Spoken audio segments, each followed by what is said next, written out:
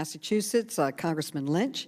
He is recognized for 5 minutes, and I want to thank him for his help in preparing this hearing. Thank you. Thank you, Madam Chair, and thank you to the witnesses. I want to echo the call for unity that was expressed by the ranking member early in this hearing. I am proud to say that every single member of this committee, Democrat and Republican, voted for $8.3 billion to deal with the coronavirus. We all did so, I think, consistent with your requests from our public health officials. I think America is best when we have a unity of purpose, a singularity of mission, and that we're all on board. But that much being said,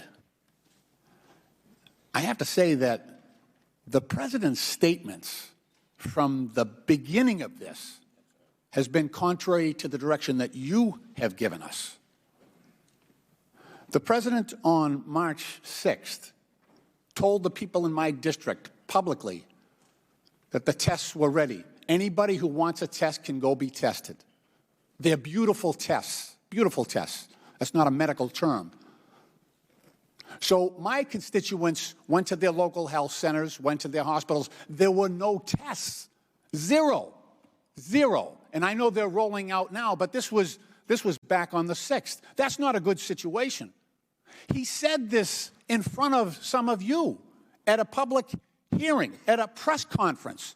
And I saw no one step up and say, no, the President wasn't correct. The tests are not there. They're not ready. They're not beautiful. They're not available. So we need a unity of purpose, but we are not going to get that when the President is telling people that the cases of coronavirus are going down, not up. They doubled yesterday in my district, doubled. And I represent part of Boston. Myself and Ms. Presley share that city. It's not a backwater medically or technically. It's very advanced.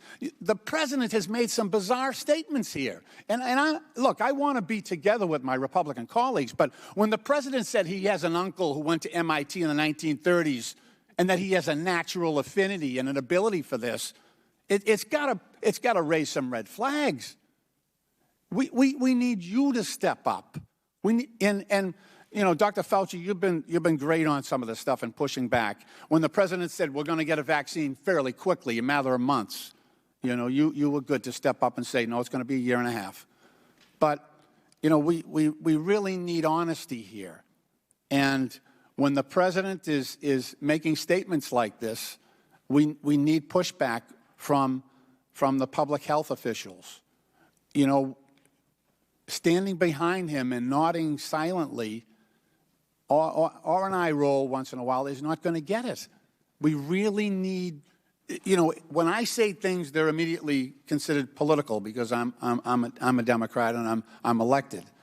But, you know, you have a certain level of credibility and honesty that I think that should be persuasive to the American people. So I just ask you to be more forthright when the President makes statements like this.